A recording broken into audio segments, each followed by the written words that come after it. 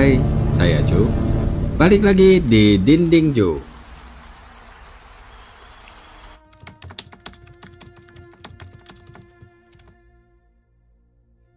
Meerut adalah sebuah kota di wilayah barat India.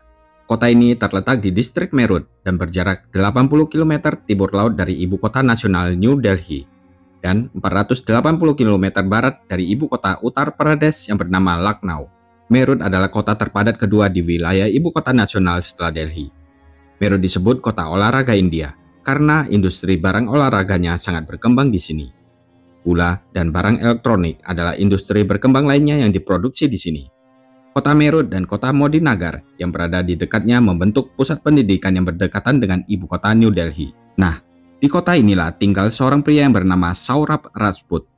Dia adalah seorang perwira angkatan laut yang terbiasa bekerja keras dan hidup mandiri sejak kecil. Ketika dewasa, dia jatuh cinta pada Muskan Rastogi dan mencoba untuk melamarnya. Meskipun keluarga Saurabh tidak menyetujui ide ini, Saurabh pantang menyerah. Agar pernikahan tetap berjalan lancar, Saurabh pun memilih pilihan yang menyakitkan. Dia memutuskan hubungannya dengan orang tuanya. Akhirnya, Saurabh menikahi Muskan pada tahun 2016. Mendengar itu, keluarganya kemudian berusaha memperbaiki keadaan.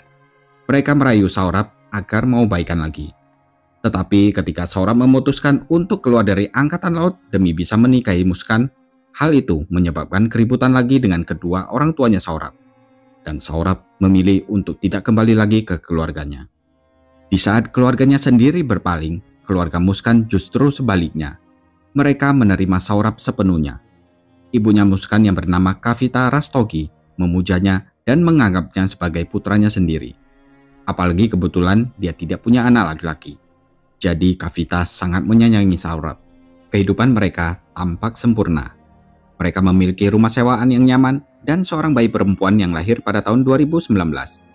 Namun, di balik foto-foto yang sempurna dan wajah-wajah yang tersenyum, ada sesuatu yang lebih gelap yang sedang terjadi.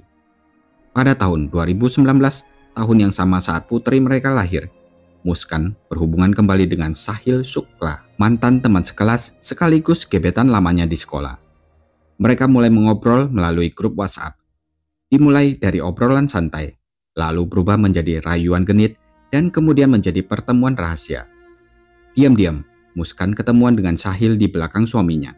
Dan gak butuh waktu lama, mereka akhirnya menjadi sepasang kekasih, menikah secara rahasia di belakang Saurabh. Dengan menggunakan Snapchat untuk berkomunikasi, mereka bisa menyembunyikan jejak mereka dengan cepat. Muskan selalu menghapus obrolannya dengan Sahil tepat setelah dikirim. Namun, rahasia tidak akan bisa tersembunyi selamanya.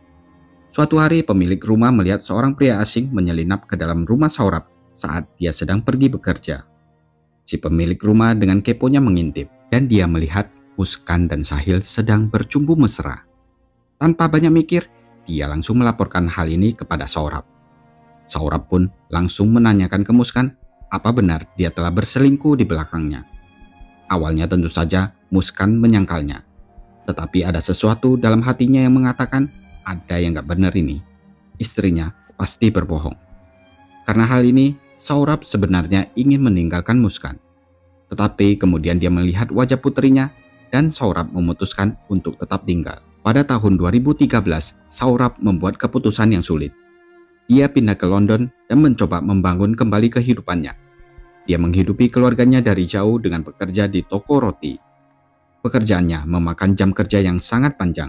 Tapi berkat kerja kerasnya, dia sanggup mengirimi istrinya uang sekitar 1 lakh rupiah atau lebih dari 1.100 US dollar ke India setiap bulan. Muskan seharusnya menggunakan uang tersebut untuk menghidupi dirinya dan putri mereka. Tetapi Muskan tidak melakukannya. Kehidupan Muskan telah berubah. Di bawah pengaruh Sahil, Muskan mulai berjudi, berpesta, dan menggunakan narkoba. Dia dan Sahil menggunakan uang hasil kerja Saurabh untuk membeli marijuana dan bersenang-senang bersama. Setiap kali Saurabh mengirim uang, Muskan akan mengirim pesan kepada Sahil dan memberitahunya kalau ada uang masuk ke rekeningnya. Sahil yang terlibat dalam taruhan ilegal, terutama pada pertandingan kriket, dengan senang hati akan menggunakan uang hasil jeripaya Saurabh untuk memasang taruhan dengan bandar judi. Dan ketika dia menang, Sahil akan mengajak Muskan kencan di restoran mewah dan mendanai istri rahasianya traveling ke kota Rishikesh dan Dehradun. Masalahnya, Sahil bahkan tidak memiliki pekerjaan tetap. Menurut tetangganya, ia hidup dari berjudi dan uang yang Muskan beri kepadanya. Seluruh gaya hidup mereka dibangun di atas kebohongan, pencurian, dan pengkhianatan. Tragisnya, Sahil bukanlah orang yang pintar berjudi. Dia selalu bermain dengan gegabah. Kadang-kadang dia menang besar, tetapi seringkali keberuntungan tidak memihaknya. Uang yang disalurkan Muskan dari Saurabh akan hilang dalam hitungan jam.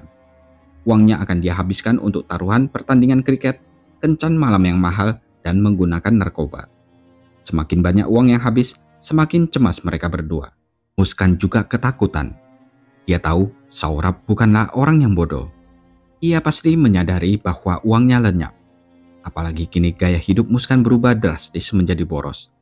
Dan jika Saurabh sampai tahu alasan yang sebenarnya, bahwa Muskan menggunakan narkoba dengan kekasih rahasianya sambil mengurusi anak mereka. Terus, uang yang dia kirim ke rumah setiap bulannya digunakan Muskan untuk membiayai pernikahan rahasianya yang kedua, segalanya pasti akan menjadi sangat kacau. Jadi Muskan membuat pilihan. Dia memutuskan untuk membungkam suaminya untuk selamanya. Apa yang terjadi selanjutnya seperti mimpi buruk saja. Muskan dan Sahil merencanakan pembunuhan Saurabh selama beberapa bulan. Pada awal November 2024, Muskan pergi ke toko serba ada dan membeli 2 pisau seharga Rp800. Dia lalu berlatih menusuk berulang-ulang dengan menggunakan kotak kardus sebagai boneka. Tetapi ada sesuatu yang terus mengganggunya. Bagaimana jika pisau tidak cukup? Bagaimana jika Saurabh tidak segera mati? Bagaimana jika dia bangun dan melaporkannya? Jadi, untuk amannya, dia membeli silet cutter sebagai cadangan. Dan kemudian tibalah tanggal 24 Februari 2025. Saurabh pulang dari London. Dengan gembira dia sengaja pulang untuk memberi kejutan kepada istrinya yang sedang berulang tahun. Dia bahkan membawa uang sejumlah 1 crore rupiah lebih, yaitu sekitar 120.000 US dollar untuk diberikan kepada istrinya tercinta. Tanpa sungkan, Muskan mengambil uang tersebut.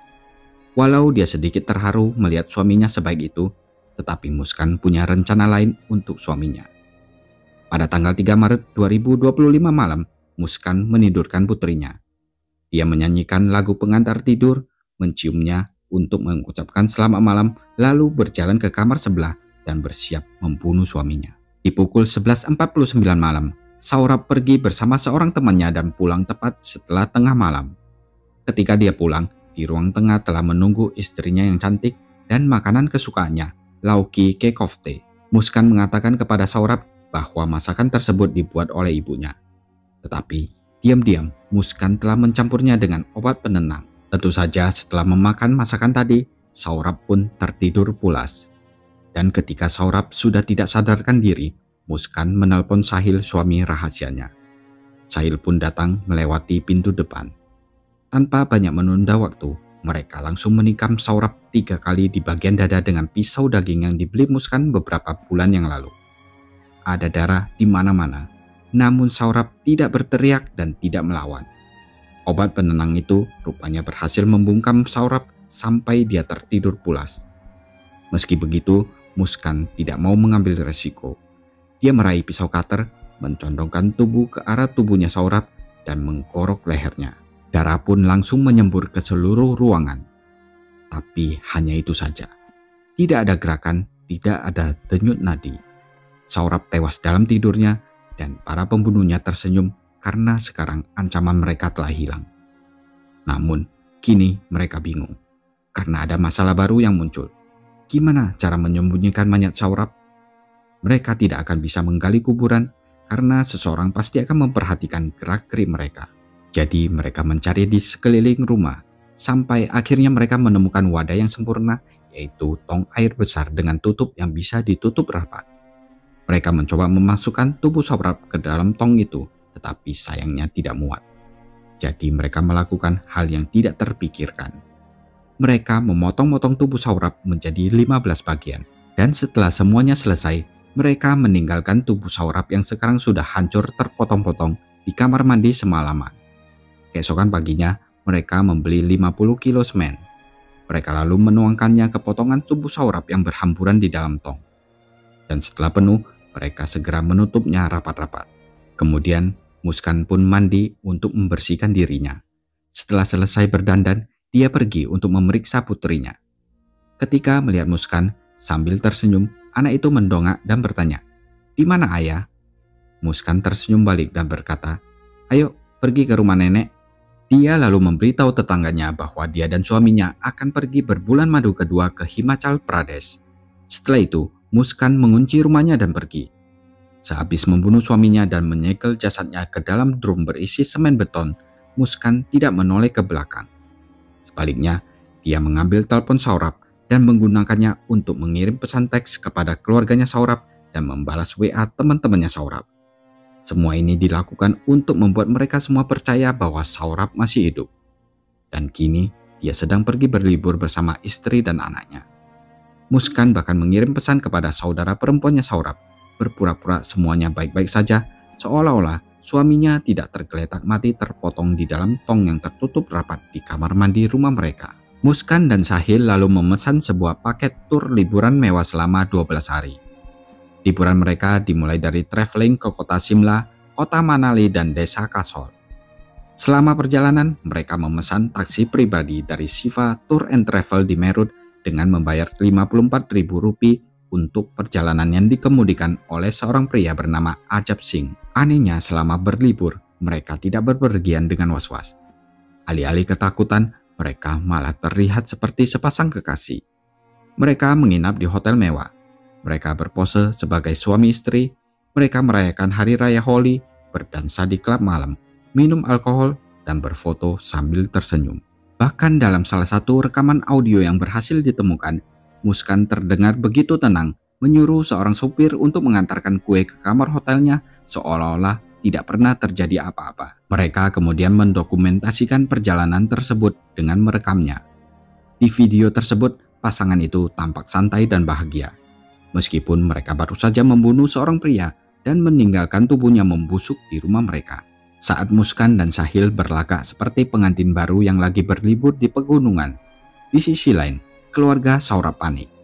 Ini semua dimulai dari mereka mencoba menghubungi Saurabh, tetapi tidak ada yang menjawab. Dan keluarga Saurabh merasa ada yang aneh.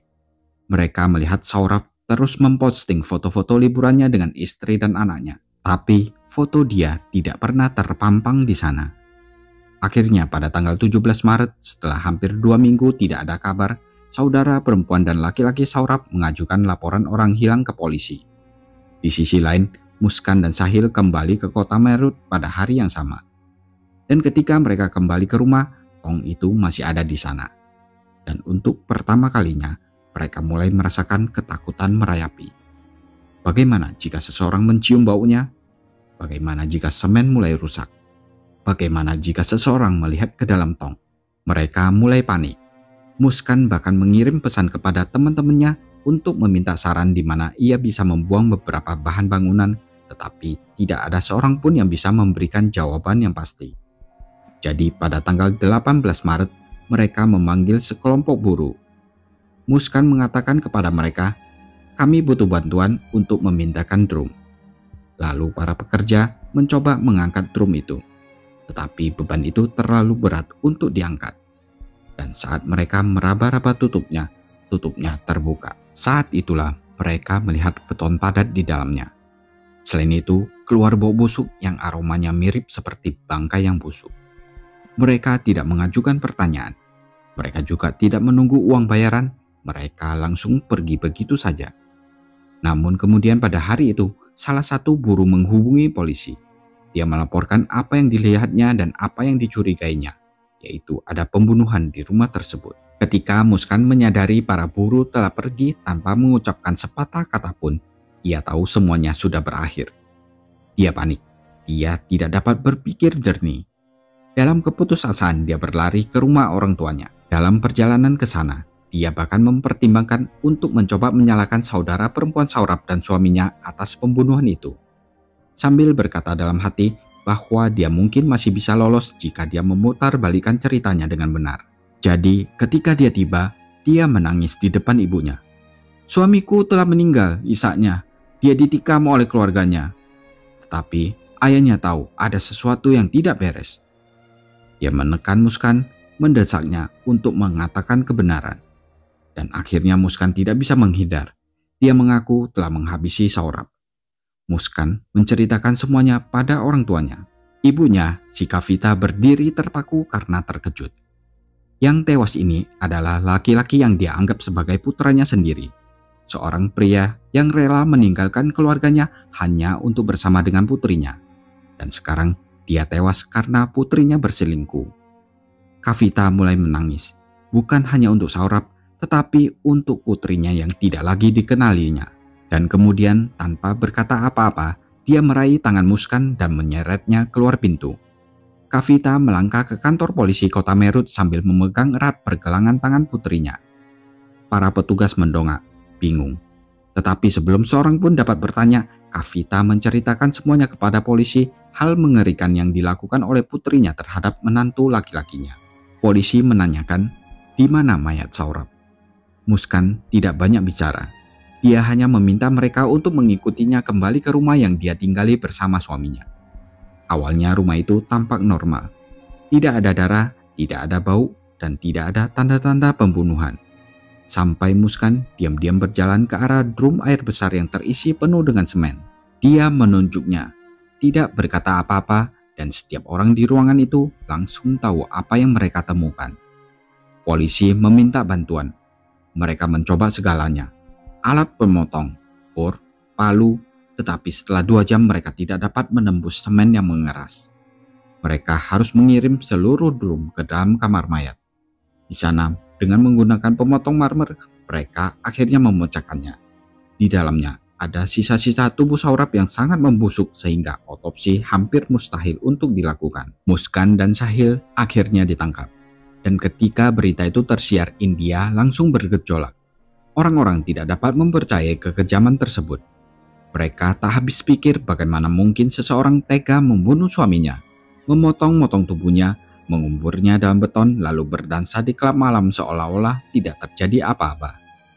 Jadi, ketika pasangan itu tiba di pengadilan pada tanggal 19 Maret 2025 untuk sidang pertama mereka, kekacauan pun terjadi. Sekelompok pengacara yang marah mulai berkumpul di kompleks pengadilan. Ketika Muskan dan Sahil keluar dari mobil polisi dengan dikelilingi oleh petugas, kekacauan pun makin menjadi-jadi. Sekelompok pengacara yang marah menerobos barikade, meraih pakaian Sahil, mencoba meninju dan memukul kepala mereka. Polisi terpaksa membentuk perisai manusia, memeluk erat para terdakwa saat massa menyerbu ke depan. Akhirnya pasangan itu berhasil masuk ke ruang sidang di mana hakim memutuskan mereka untuk dikirim ke tahanan pengadilan selama 14 hari. Agar nantinya mereka bisa menghadapi interogasi polisi lebih lanjut. Dan dalam interogasi itulah kebenaran yang lebih mengganggu mulai terungkap. Pertama, ketika ditanya di mana Muskan mendapatkan pil yang digunakan untuk membius Saurabh, Muskan dengan lirih mengatakan kepada polisi, "Saya membelinya dari toko obat USA di kota Meerut. Namun, obat antidepresan seperti yang biasa suami saya gunakan hanya dapat diperoleh dengan resep dokter." Inspektur obat-obatan kota Meerut, Pius Sharma, mengatakan kepada media bahwa polisi telah meluncurkan penyelidikan dengan mengumpulkan catatan penjualan medis selama 2 tahun untuk memverifikasi apakah Muskan menggunakan resep yang sah atau palsu. Ternyata dia telah menunjukkan kepada apoteker foto digital resep yang diduga milik Saurabh. Sekarang ada kecurigaan bahwa Muskan mengubah atau memalsukannya untuk mendapatkan obatnya. Tapi toko obat itu bersikeras kalau mereka mengikuti semua protokol. Jika Muskan memanipulasi dokumen tersebut, pihak toko obat mengklaim bahwa mereka sama tidak tahunya seperti orang lain. Namun itu bukan satu-satunya hal yang terungkap. Semakin dalam penyelidik menggali, semakin luas kasusnya berkembang. Polisi mengidentifikasi 9 orang yang mungkin terkait dengan pembunuhan itu. 4 pemilik toko, seorang dokter, seorang apoteker, seorang sopir taksi, seorang penyewa, dan seorang pemegang rekening yang menerima transfer uang dari Sahil. Setidaknya 7 orang dari orang-orang ini telah diperiksa, tetapi tidak ada yang mengaku kalau ikut terlibat. Dari sini juga terbongkar kalau Sahil rupanya tidak ingin membunuh Saurabh pada awalnya. Namun, Muskan telah memanipulasinya untuk melakukan hal itu. Dan bagaimana cara dia meyakinkan Sahil? Jadi, Muskan menggunakan almarhum ibunya Sahil berbicara kepada Sahil melalui akun Snapchat. Ya, Anda tidak salah dengar. Muskan berpura-pura menjadi mendiang ibunya Sahil. Dia menggunakan profil Snapchat anonim untuk mengirim pesan ke Sahil yang isinya mendesak Sahil untuk melindungi Muskan. Pesan itu juga berbunyi agar Sahil menjadi laki-laki yang kuat yang bisa membunuh Saurabh demi kebaikan Muskan. Sayangnya, Sahil yang sudah rapuh dan hancur mempercayainya. Sahil sebenarnya tidak punya latar belakang kriminal. Ia dilahirkan dalam keluarga yang penuh kasih sayang dan normal. Ia sangat dekat dengan ibunya yang sangat ia sayangi, namun saat ibunya meninggal, segalanya berubah. Ayahnya langsung menikah lagi dengan seorang wanita yang tidak pernah peduli dengan Sahil. Hingga kesepian dan kesedihan menelan Sahil. Gara-gara ini, tak lama kemudian Sahil pun beralih ke narkoba, lalu terjun ke perjudian dan kemudian bertemu dengan Muskan. Dan apesnya, Muskan memutarbalikkan fakta, menjadikannya senjata, menggunakannya untuk menjadi kaki tangan dalam pembunuhan brutal terhadap suaminya. Muskan tahu betapa Sahil sangat mengagumi mendiang ibunya. Jadi dia membuat beberapa akun Snapchat dan menyamar sebagai ibunya Sahil yang sudah meninggal. Lalu mengirimkan pesan-pesan yang seiring waktu meruntuhkan keraguan apapun yang dimiliki oleh Sahil. Ini bukan hanya sekedar manipulasi, ini adalah orkestrasi, pembongkaran psikologis yang lambat dan mantap. Sahil tidak hanya diyakinkan untuk membantu, dia dibuat percaya bahwa takdir telah memilihnya dan bahwa pembunuhan Saurabh adalah merupakan kehendak Tuhan. Polisi awalnya melihat kasus ini sebagai kasus perselingkuhan dan keserakahan. Tetapi kemudian sesuatu yang aneh muncul. Tanda dan simbol tantra ditemukan di tempat kejadian perkara. Ini merupakan jejak ritualistik. Apakah ini hanya kebetulan atau ada sesuatu yang jauh lebih seram di balik semua ini? Saat itulah Ibu Muskan maju ke depan pengadilan. Dia teringat sebelum pembunuhan itu Muskan menjadi semakin tertutup. Muskan sempat berkata kepada ibunya, "Bu, kalau ada sesuatu terjadi apa-apa sama aku, semua ada di ponsel dan buku harianku." Tetapi tidak seorang pun pernah melihat buku harian itu, bahkan ibunya. Dia juga ada menyebutkan sesuatu yang samar, sebuah rencana B yang tidak seorang pun tahu apa artinya. Sampai kini tidak ada seorang pun yang pernah mengetahuinya karena Muskan tidak pernah mau menjelaskannya. Tepat sebelum pembunuhan, Muskan mengirim pesan kepada ibunya. "Ibu, apakah ibu kenal dengan nama ini?" Ibunya bingung. Jadi dia bertanya pada ayahnya sendiri, yaitu kakeknya Muskan. Ketika mendengar itu, kakek Muskan berhenti sejenak lalu mengatakan, "Hati-hati, jika Muskan sampai terlibat dalam okultisme, itu bisa membahayakan bagi seluruh keluarga." Jadi apa yang sebenarnya Muskan coba lakukan? Mengapa dia menyebut nama itu pada hari pembunuhan? Nah, bagi mereka yang tidak tahu, nama yang tidak bisa kusebutkan itu adalah nama dari sosok misterius yang ditakuti dalam kepercayaan India. Tidak seperti roh jahat lainnya. Dia tidak hanya ada di sana untuk menyakiti. Dia diyakini bisa membisikkan rahasia, pengetahuan tersembunyi ke telinga orang-orang yang memanggilnya. Namanya terdiri dari dua suku kata. Yang pertama berarti telinga, yang kedua mengacu pada roh perempuan. Beberapa praktisi tantra mencari roh jahat ini untuk mengungkap hal-hal yang tidak bisa diketahui orang lain. Namun roh ini tidak bisa dianggap enteng karena jika dipanggil dengan tidak benar atau tidak dihormati, dikatakan dia bisa membawa kegilaan, kekacauan, atau bahkan kematian. Jadi sekarang teori baru telah muncul. Apakah Muskan bergabung dalam sebuah kepercayaan aliran lama? Apakah dia percaya roh jahat itu telah memilihnya? Atau emang dia dari awal sudah berniat membunuh suaminya tanpa campur tangan roh gelap dan sebagainya? Atau apakah itu hanya hayalannya? Di internet, orang-orang mulai menyusun berbagai teori. Mereka kembali mengecek rekaman perjalanan Muskan dan Sahil. Video festival Holi yang menunjukkan mereka menari, tertawa, dan tampak bahagia. Namun, di hotel mereka di Himachal, staf kemudian melaporkan bahwa pasangan itu hampir tidak pernah meninggalkan kamar. Mereka bahkan menolak layanan kebersihan, mengunci pintu, dan menyendiri hari demi hari. Sebagian orang yakin itu bukan sekedar liburan romantis. Itu suatu ritual, suatu upaya pemanggilan roh jahat. Banyak orang menyebut Muskan penyihir. Tapi ada juga yang punya teori berbeda. Tapi bisa jadi Muskan tidak percaya pada ilmu hitam, mungkin dia hanya sakit mental yang parah.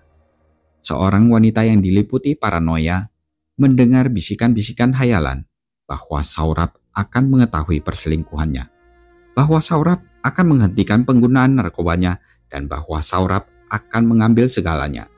Jadi, Muskan menyerang lebih dulu. Namun inilah pertanyaan yang sekarang banyak ditanyakan. Jika Muskan benar-benar sakit jiwa dan tidak waras saat pembunuhan itu terjadi, apakah hukumannya akan lebih ringan? Sejauh ini belum ada diagnosis resmi yang terungkap. Yang membuat kasus ini lebih tragis adalah reaksi dari keluarga Muskan sendiri. Tidak seperti keluarga terdakwa pembunuh lainnya yang biasanya memohon belas kasihan, orang tua Muskan malah memutuskan hubungan dengan Muskan sepenuhnya. Ibunya sambil menangis berkata dalam sebuah wawancara, "Dosa putri saya tidak dapat diampuni. Dia tidak punya hak untuk hidup. Dia harus mati dengan cara yang sama seperti dia membunuh suaminya." Ayahnya pun mengatakan hal yang sama. Mereka berdua memohon kepada pengadilan untuk menjatuhkan hukuman mati kepada Muskan dengan cara digantung. Kesedihan mereka terhadap Saurabh yang dulunya mereka sebut sebagai anak telah sepenuhnya menghapus semua cinta yang tersisa untuk putri yang mereka besarkan. Sekarang Muskan dan Sahil sedang menunggu di balik jeruji besi di penjara Chaudhary Charan Singh di kota Meerut. Keduanya dilaporkan telah berhenti makan dan bertahan hidup hanya dengan minum air. Akhirnya, keduanya dipindahkan ke pusat diadiktif penjara, tempat mereka memulai detoksifikasi medis, dan saat itulah kejutan lain muncul. Di mana pada hari Senin 7 April 2025, Muskan dinyatakan positif hamil. Sementara itu, keluarga Saurabh hanya bisa menyaksikan dalam diam. Berduka bukan hanya karena kehilangan putra mereka, tetapi sekarang mereka mencoba untuk mendapatkan hak asuh atas putri pertama Saurabh dan berdebat apakah mereka akan bisa mengadopsi anak yang belum lahir itu juga. Melihat kronologinya, bisa jadi keluarga Sahil yang hubungannya terpecah dan jauh lokasinya tidak akan pernah mengunjungi Sahil. Tetapi jika anak itu adalah darah daging Saurabh, keluarga Saurabh mengatakan mereka akan membesarkan bayi itu seperti darah daging mereka sendiri. Jadi untuk saat ini belum ada jawaban. Yang dapat kita lakukan adalah menunggu putusan pengadilan hingga kebenaran terungkap. Nah, apakah kasus ini kasus keserakahan dan perselingkuhan? Atau kegilaan seorang wanita yang tergabung dalam ritual kematian akibat keputusasaannya dan delusi? Gimana menurut kalian? Tulis di kolom komentar ya.